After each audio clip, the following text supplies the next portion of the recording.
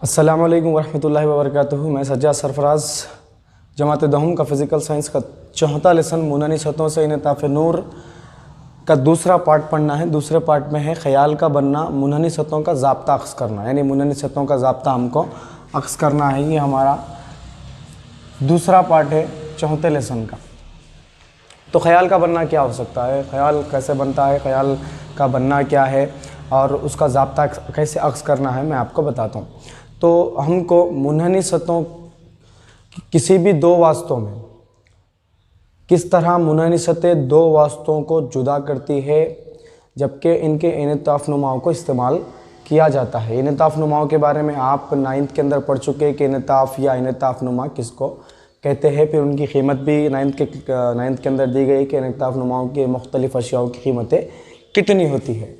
तो मैं एक शक्ल के ज़रिए, एक डायग्राम के ज़रिए मैं आपको ये टॉपिक समझाने की कोशिश करूँगा कि मान लीजिए कि दो इनताफ़ नुमाओं के दो वास्ते हैं, तो उनके दो वास्तों के दो इनताफ़ नुमा हैं N1 और N2। तो इसको मैं डायग्राम के साथ बताऊँगा। ये एक मुनहनी सतह है। मान लीजिए कि मुनहनी सतह दो वास्तों को किस तरह से जुदा करती है, जबकि उनके इनताफ़ नुमा N1 और N2 हो। ये एक मुनहनी सतह है, ये एक वास्ता है और ये एक वास्ता है। इनके दरमियान से एक उमादी ख़त गुज़रेगा, है ना। ये उमादी ख़त है, ये उमादी ख़त है, ये इसका मरकज़ है। और मान लीजिए ये इसका मरकज़ है और ये इसका क़ुतुब P है। अब इससे पहले की क्लास में हम देखे थे कि अगर कोई भी शुआ, कोई भी नूर की शुआ या कोई भी नूर यहाँ से गुज़रेगा, यानी महवर या स्लीपर से गुज़रेगा, तो क्या होगा। स्नेल के कुलिये के मुताबिक बताया था कि अगर कोई शुआ महवर पर से सफ़र करती है तो वो इनराफ़ नहीं करेगी, डायरेक्ट गुज़र जाएगी। तो यहाँ से एक शुआ हम गुजारेंगे इस तरह से, तो ये शुआ जो होगी वो डायरेक्ट क्या हो जाएगी, गुज़र जाएगी, वो इनराफ़ नहीं करेगी। शुआ के ज़हूर के लिए मैं इस तरह से आपको बता देता हूँ कि यहाँ पर एक रे जा रही है, वहाँ पर एक शुआ जा रही है, इस तरह से सफ़र करेगी। एक शुआ यहाँ पर मान लीजिए कि हमने इस मुकाम पर एक ऑब्जेक्ट रखा, ओ ऑब्जेक्ट मीन्स शय रखा, एक नुक्ती ऑब्जेक्ट रखा।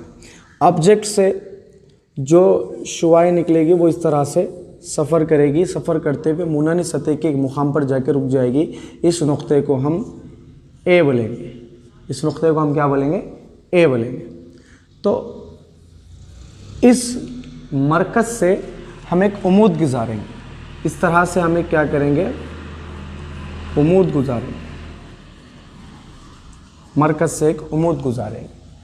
तो ये नुक्ता, कौन सा नुक्ता, ये जो शुआ वक़ू गुज़र रही उस वक़ू का नुक्ता मुनहनी सतह पर, और ये उमूद, इन दोनों के दरमियान में एक ज़ाविया बनता है। उस ज़ाविये का नाम है θ1, राइट। अब चूँकि ऑब्जेक्ट यानी महवर असली और ये शुआए वक़ू, हम इसको शुआए वक़ू बोलेंगे, ये दोनों एक दूसरे पर से निकल रहे, तो यहाँ पर भी एक ज़ाविया बनेगा। उस ज़ाविये का नाम होगा ज़ाविये अल्फ़ा, राइट। अब दरमियान से हम क्या करेंगे, एक उमूद गुजारेंगे। ये उमूद होगा जिसको हम नॉर्मल इंग्लिश में कहते हैं, इसको हम एन कहेंगे, नॉर्मल उमूद जिसको कहेंगे, राइट। तो ये शुआ यहाँ से मुनत्तिफ होते हुए एक मुकाम पर जाके मिलेगी, यानी कि वो शुआ जो महवर असली पर से गुजरेगी और वो शुआ जो मुनत्तिफ हुई यहाँ से निकल के पलट गई, वो यहाँ पर मिलेगी, यानी कि इस मुकाम पर मिलेगी, इस नुक्ते पर मिलेगी। इस नुक्ते को आई बोलेंगे, यानी कि आई पर दो शुआएँ मिलेगी और यहाँ पर ख़याल बनेगा। तो ये जो शुआ गुजरी महवर असली पर से, ये शुआ और ये जो मुनत्तिफ शुआ है, ये दोनों के दरमियान में जो ज़ाविया बनेगा उस ज़ाविये को बोलेंगे हम गामा, इसको हम बोलेंगे हम गामा। और ये सी का जो उमूद है, उमूद और ये महवर असली से गुजरने वाले शुआ, इसके दरमियान में जो ज़ाविया बनेगा उस ज़ाविये को बोलेंगे हम ज़ाविये बीटा गामा। और यहाँ पर इस जानिब, यानी ये उमूद और ये मुनत्तिफ शुआ, यहाँ पर ये दोनों के दरमियान में ज़ाविया बनेगा, इसको बोलेंगे हम θ2। ये जाविये हमारे पास तमाम जाविये आ गए, इस तरह से ये ख्याल बनेगा। अब यहाँ पर देखिए आप पी ओ, ये जो फासला आपको नज़र आ रहा है ये शय का फासला है। पी से ओ तक का जो फासला है वो शय का फासला है, तो पी ओ को हम यू बोलेंगे। यू मीन्स शय का फासला, इसको हम शय का फासला बोलेंगे, राइट। पी से आई तक का जो फासला आपको नज़र आ रहा है वो ख्याल का फासला है, इसको हम पी आई को हम वी बोलेंगे। वी बोल तो ख्याल का फासला, ख्याल का फासला, राइट। अब टी से लेकर सी तक के दरमियान का जो फासला है उसको हम निस्फ क़ुतर इनैना बोलेंगे, यानी कि ये मुनहनी का वो निस्फ क़ुतर इनैना है जिसको हम कैपिटल आर से जाहिर करते हैं, राइट। पी से लेकर सी तक का वो कैपिटल आर है, इसको मैं यहाँ लिख देता हूँ कीमत उसकी। पी से लेकर सी तक का जो कीमत होगा जिसको कैपिटल आर या निस्फ क़ुतर इसको हम कहेंगे। ये हमारे पास कीमतें आ चुकी हैं। तो अब चूँकि हमको इनताफ़ नुमा मालूम करना है, ये N1 वास्ता है और ये N2 वास्ता है, ये दो वास्तों का हमको इनताफ़ नुमा मालूम करना है, तो इनकी क़दरें हमको मालूम करना है कि इनके दरमियान क्या रिश्ता मौजूद है। तो हम ये जो मुसल्लिस बन गया, इस मुसल्लिस से हम उनकी कीमतें डिफ़ाइंड करेंगे। मान लीजिए कि मुसल्लिस ए ओ सी, मुसल्लिस ए ओ सी से क्या क्या कीमतें आए।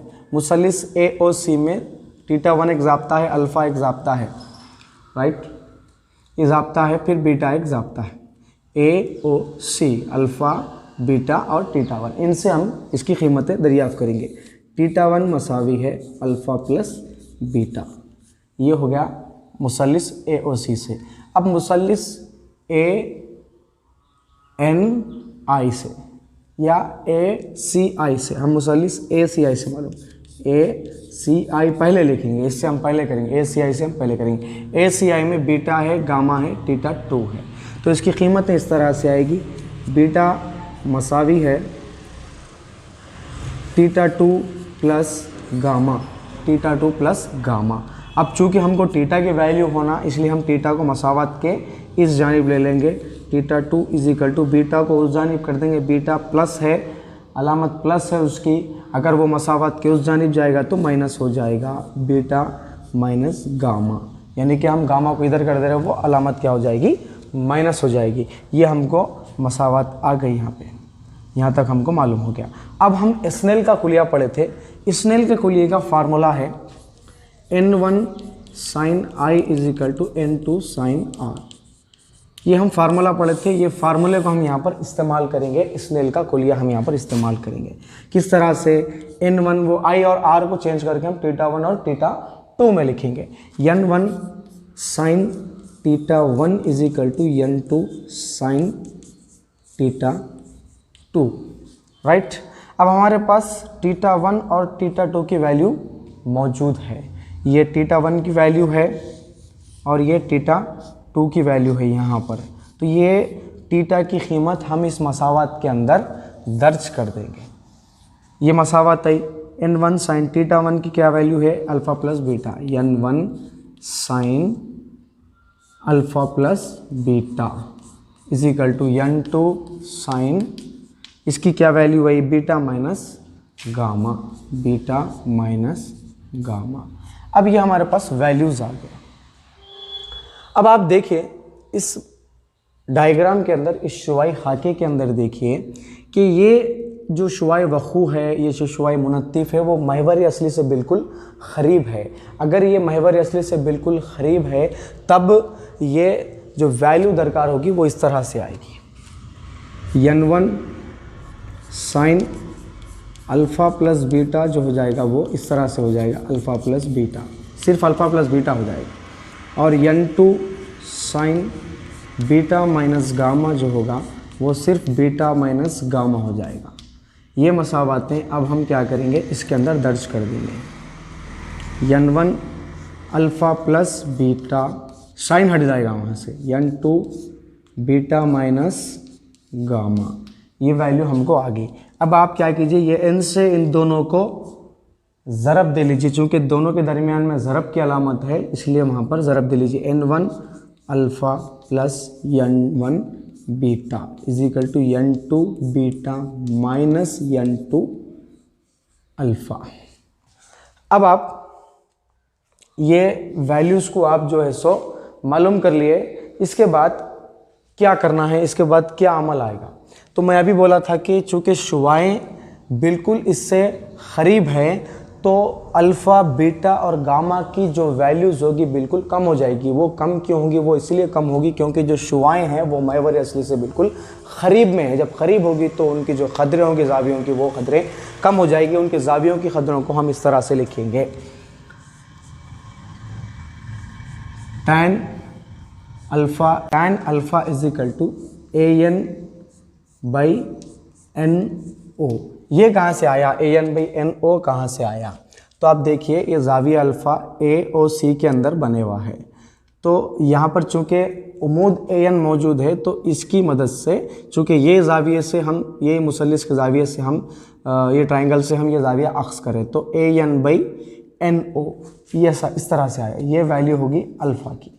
tan beta is equal to, tan beta की वैल्यू का है, बीटा का ही किसके अंदर है, वो ANC के अंदर है। तो AN बाई NC ये होगी बीटा की वैल्यू। अब आप देखिए tan गामा की वैल्यू क्या आएगी। tan गामा किसको कहा जाता है और tan गामा की वैल्यू क्या आएगी, AC बाई CI,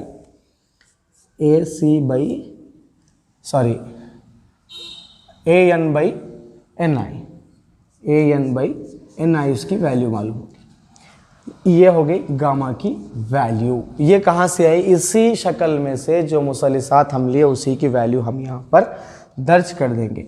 अब आप देखिए ये जो मसावत हमको है, ये मसावत के अंदर हम ये कीमतें, अल्फ़ा की कीमत, बीटा की कीमत और गामा की कीमत हम क्या करेंगे, दर्ज करेंगे। अल्फ़ा कीमत क्या है, AN बाई NO, तो इसको मैं यहाँ पर लिखूँगा।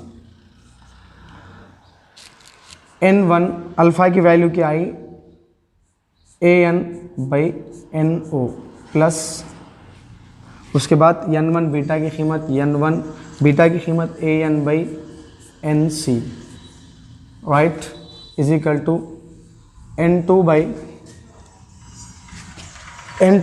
यहाँ पर क्या है, बीटा है, बीटा की वैल्यू AN बाई NC। उसके बाद गामा की है, गामा की वैल्यू क्या है, यहाँ पर गामा की वैल्यू है AN बाई NI,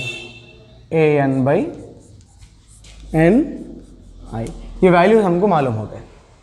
अब क्या करना, अब आप देखिए कि शुमार कुनिंदे के अंदर AN है, एक मसावत की जानिब भी है, दूसरी मसावत की जानिब भी है। तो अब आप क्या कीजिए, AN को कॉमन निकाल लीजिए। जैसे हम मैथ्स के अंदर एक अदद रहा तो शुमार कुनिंदे या नसब नुमा के अंदर कॉमन निकाले, उस तरह से कॉमन निकालेंगे।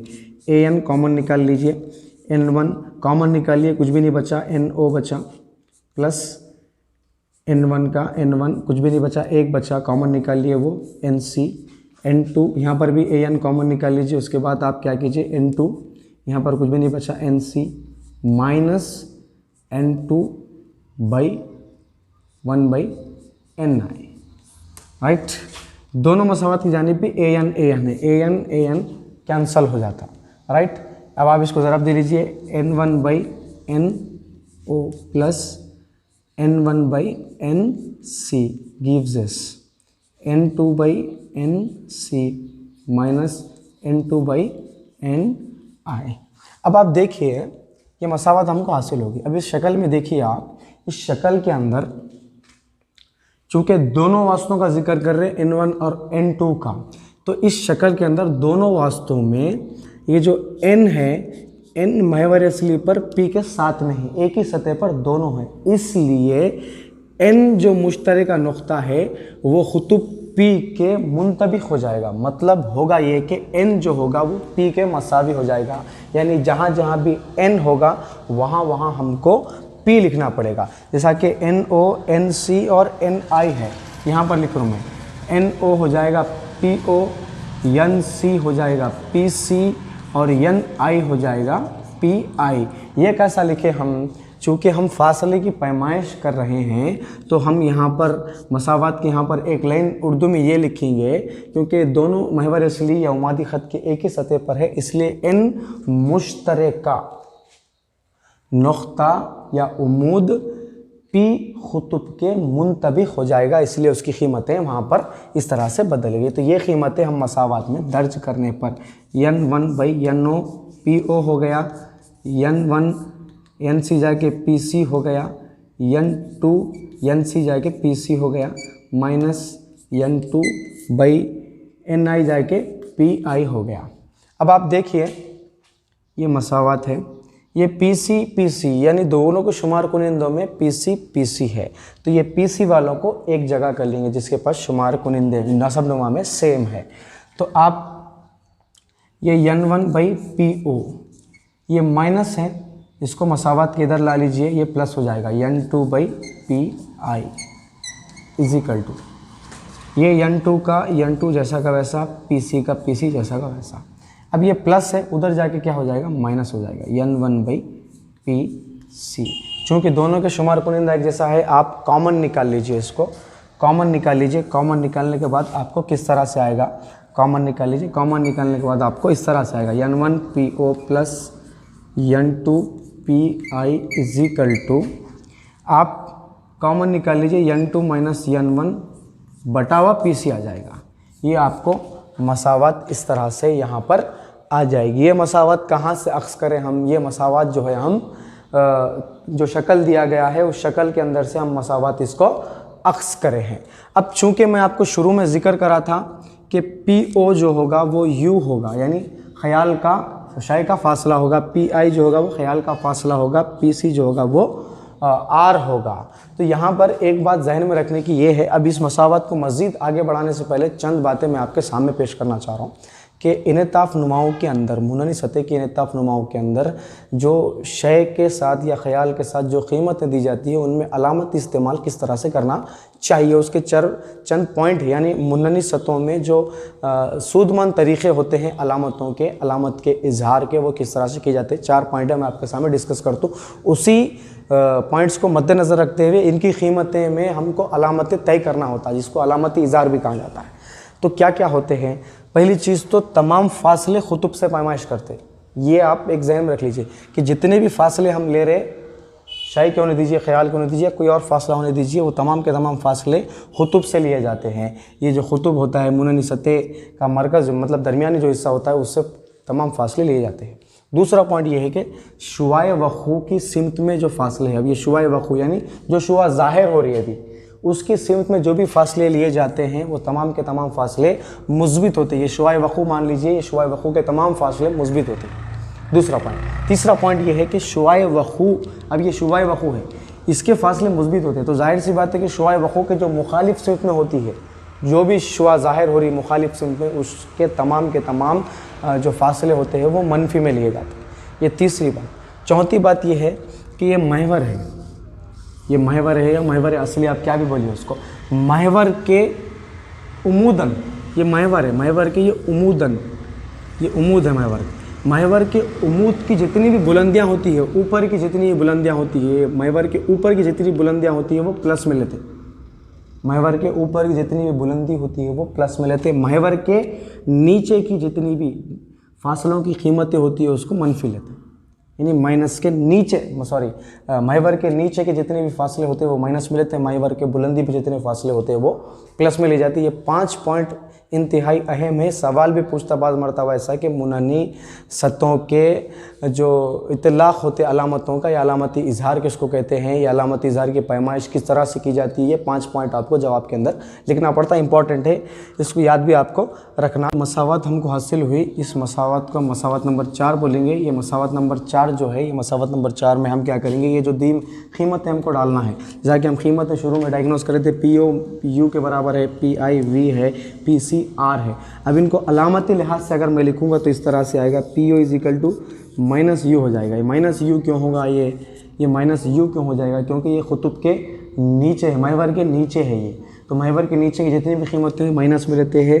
PI जो होगा वो V रहेगा और PC जो होगा वो R का R रहेगा। ये कीमतें हम मसावत नंबर 5 में दर्ज करने पर N1 is equal to PO minus U होगा प्लस N2 PI जो होगा वो V होगा और N2 माइनस N1 बटा हुआ PC जो होगा वो R होगा।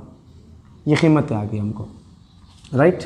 अब इसको हम क्या करेंगे, इसको उधर भेज देंगे, इसके साथ चूँकि माइनस से इसको उधर भेज देंगे। N2 by V minus N1 by U is equal to N2 minus N1 by R। ये हो गई मसावात नंबर 5। ये मसावात मुनहनी सतहों का ज़ाब्ता कहलाती है। ख्याल कैसे बनता है, ज़ाब्ता उसका ये होता है। ये मसावात मुस्तवी सतहों के आइनों के लिए भी इस्तेमाल की जाती है, लेकिन मुस्तवी सतहों में होता ये कि बाज़ मरतबा जो ख्याल होता वो लामुतनाई हो जाता, मतलब जो निस्फ़ क़ुतर होता वो लामुतनाई हो जाता। अब जब ख्याल लामुतनाई हो जा रहा है मुस्तवी सतहों के अंदर, बाज़ मरतबा सूरतों में अगर ऐसा होता है तो ये जो निस्फ़ क़ुतर की कीमत होती है वो लामुतनाई लेते हैं। लामुतनाई जब होता है तो निस्फ़ क़ुतर की कीमतें जो होती है वो सिफर लेते हैं। निस्फ़ क़ुतर को हम R या 1/R से ज़ाहिर कर सकते हैं, लेकिन जबकि मुस्तवी सतहों में जब ख्याल लामुतनाई हो जाए तो उस सूरत में R की कीमत सिफर हो जाती है।